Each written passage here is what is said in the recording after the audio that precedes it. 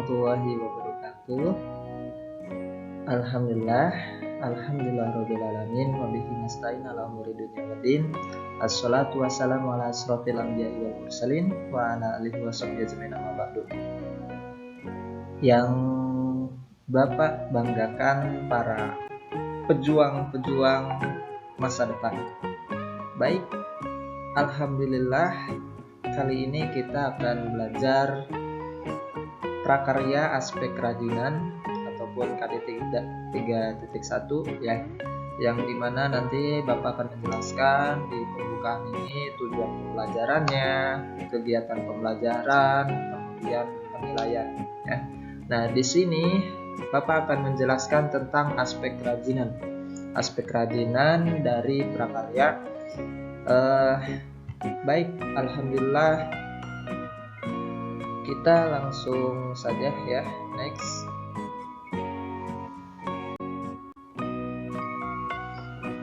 Nah, di sini Bapak nanti akan menyampaikan kegiatan pembelajarannya, pembukaan, materi pokok, kesimpulan, evaluasi, penutup, ataupun kalau misalkan ada kuis seperti biasa ya. Baik, kemudian next. Nah, di sini seperti biasa, kali ini ataupun pekan ini Bapak akan menjelaskan dari tujuan pembelajarannya itu apa saja yang mungkin sudah kita sebelumnya lewati ya, yaitu tujuan pembelajarannya memahami jenis kayu, bambu, dan rotan, memahami sifatnya, kemudian karakternya, kemudian memahami teknik pengolahan kayunya, bambu dan rotan, kemudian memilih dan menentukan jenis bahan dan teknik pengolahan. Nah, kemudian di materi pokok seperti biasa kita mengamati gambar atau video, pertanyaan, konsep, pembahasan materi dan sebagainya ya. Nah, next. Nah, di sini konsepnya di prakarya yang aspek kerajinan ataupun KD 3.1 ini yaitu dari kerajinan dari bahan kayu, bambu, rotan, dan tempurung kelapa. Nah, di sini akan membahas apa saja, yaitu pertama produk kerajinan dari bahan kayu, ranting kayu, bambu, rotan, dan tempurung kelapa. Kemudian setelah itu kita akan mengenal karakteristik bahan, alat, teknik, dan proses pembuatan produk kerajinannya seperti apa yang bisa memiliki fungsi hias. Nah, setelah kita mengenal produknya, karakternya, kemudian kita akan belajar pengemasan produknya kerajinan ini kayak gimana, bagaimana kita mengemas produk kerajinan tersebut ya. Nah, sebelum kita mengenal produk kerajinannya apa saja, di sini akan dibahas ada 5 yang harus kita ketahui dari produk kerajinan ini yang akan kita bahas ini, yaitu kayu, ranting kayu, bambu, dan rotan. Nah, ini ya yang akan kita bahas nanti. Ini mengenal produk, kemudian ini karakteristik, kemudian ini pengemasannya bagaimana. Nah, di sini juga sama ya, karakteristik dari kayu, ranting kayu, bambu, rotan, dan tempurung kelapa ini karakteristiknya apa saja seperti itu. Oke, next.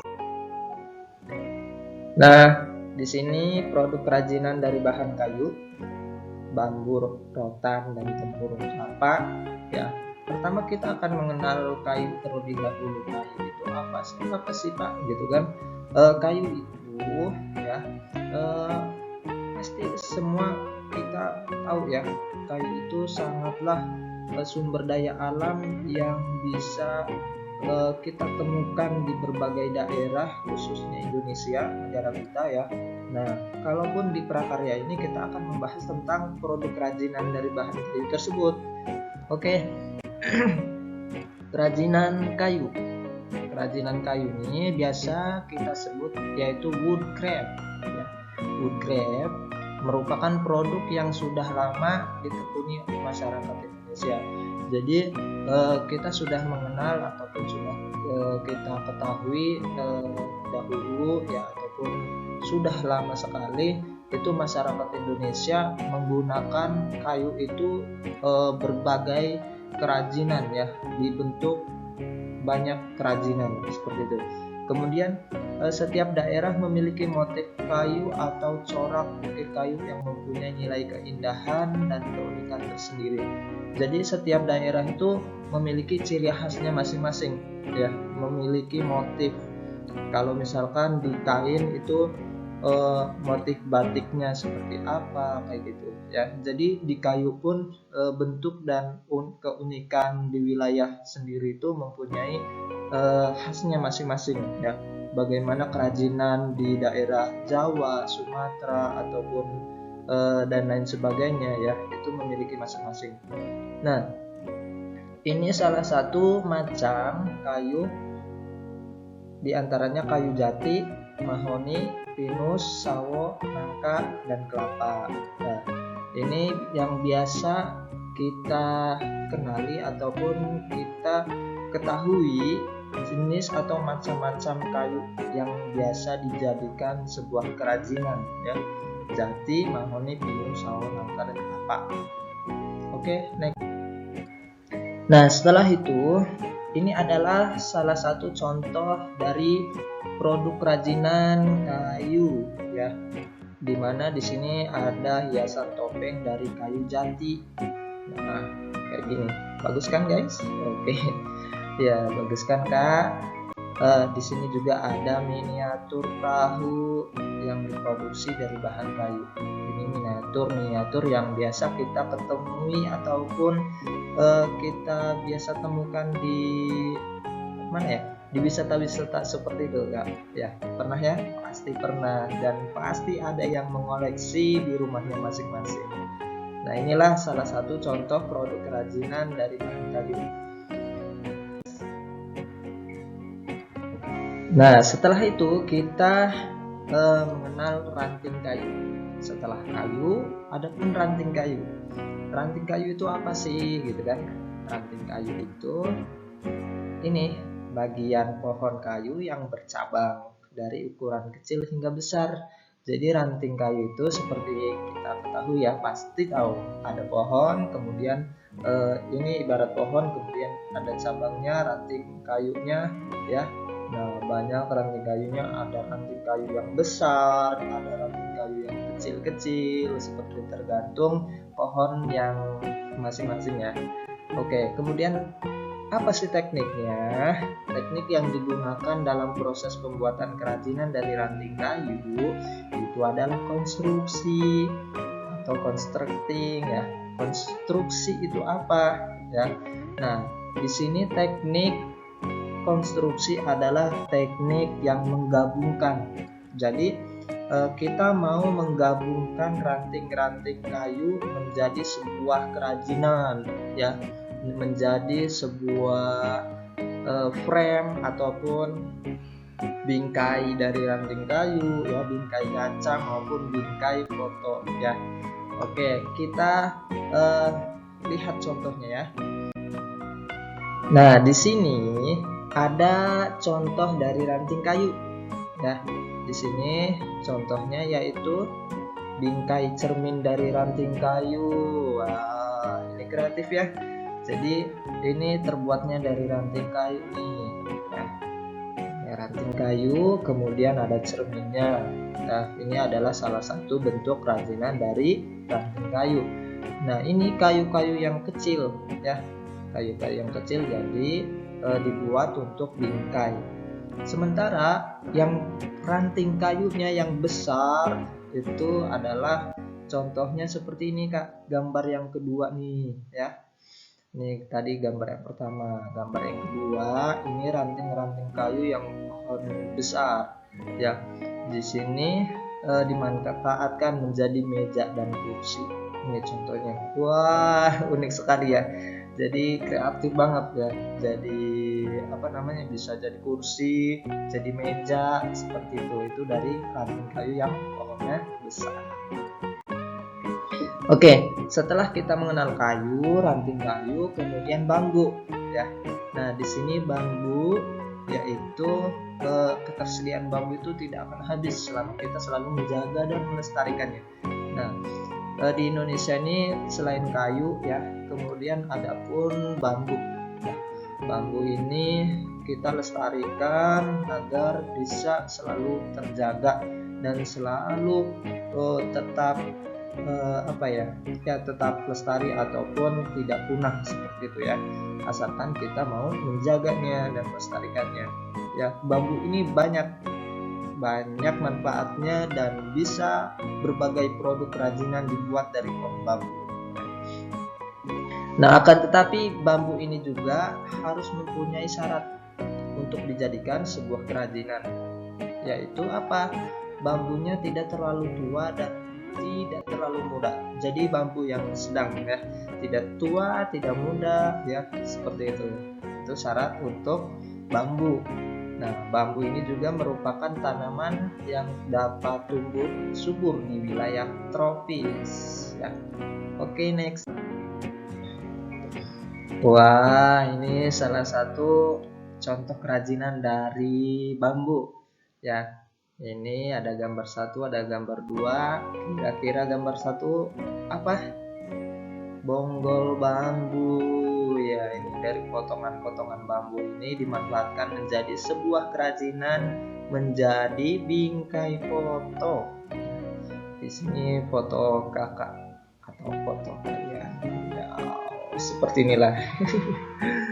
Oke, ini ya.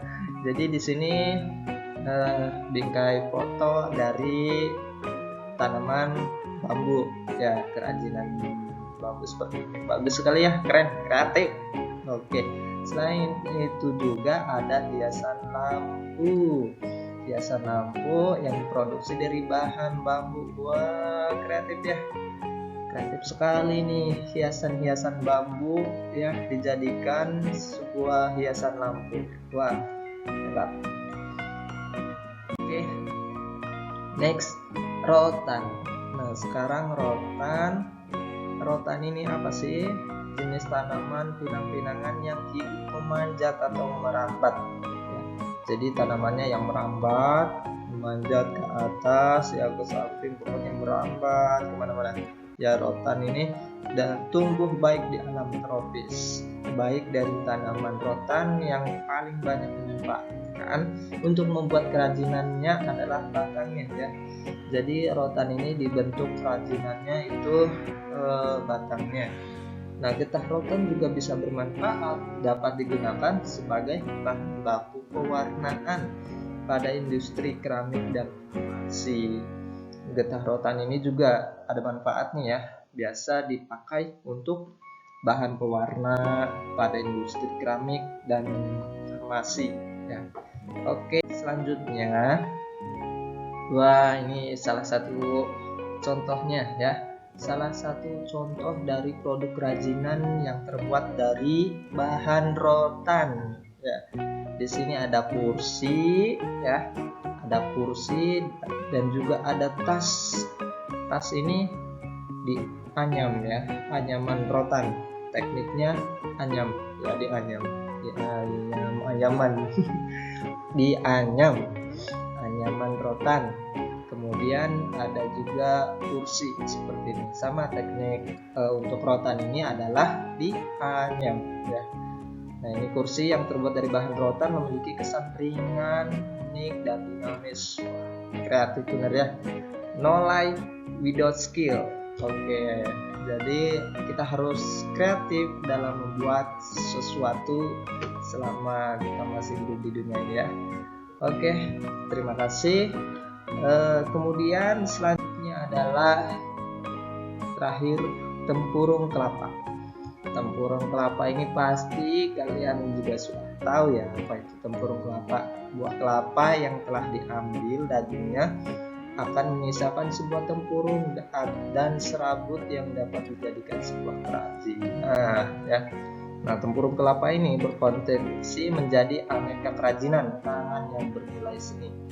Jadi kalau misalkan selain bahasa tempurung kelapanya itu batok kelapa, biasanya ada beberapa daerah menyebutkan seperti ya, batoknya ya kayak gitu, tempurung kelapanya kayak ya. Nih, oke, lebih jelas kita lihat di sini contoh produk kerajinannya. 1, 2, yang gambar 1 tempurung kelapa yang disusun menjadi sebuah lampu hias. Wah, benar-benar kreatif sekali ya. Kemudian di sini juga ada tempurung kelapa dijadikan sebuah peralatan minum yang unik dan terlihat alami. Wah, ini ada teko, ada cangkir, ada asbak juga. Ini semuanya dari tempurung kelapa. Wah, keren sekali, mantap ya. Di sini mantap contoh-contoh produk kerajinan dari tempurung kelapa. Kamu bisa? Pasti bisa ya. Oke, di sini kita akan mengenal karakteristik bahan, alat, teknik, dan proses pembuatannya seperti apa. Nah, di sini lebih lanjutnya dan lebih detailnya kita kembali ataupun berjumpa lagi di pekan selanjutnya ya. Kita sudah mengenal berbagai produk kerajinan dari bahan kayu, ranting kayu, bambu, rotan, dan tempurung kelapa. Selanjutnya kita akan mengenal karakteristik bahan, alatnya apa saja, teknik dan prosesnya, pembuatannya bagaimana. Kita berjumpa lagi di minggu depan atau pekan depan. Yang penting kita tetap semangat belajar meskipun di rumah ya. Tidak boleh menyerah, kita harus semangat ya. Karena belajar itu kita harus menuntut dan harus bisa menjadi orang yang sukses ya. Oke, terima kasih. Mungkin cukup dari Bapak ya. Video ini mudah-mudahan bermanfaat. Yang terpenting adalah kalian harus tetap semangat belajar meskipun di rumah ataupun tidak bertatap muka langsung ya. Oke, mungkin cukup sekian. Mohon maaf bila banyak kesalahan dari Bapak, itu benar-benar datangnya dari pribadi Bapak sendiri. Yang kebenaran hanya milik Allah Subhanahu wa taala. Terima kasih, see you next time. Wassalamualaikum warahmatullahi wabarakatuh. Bye.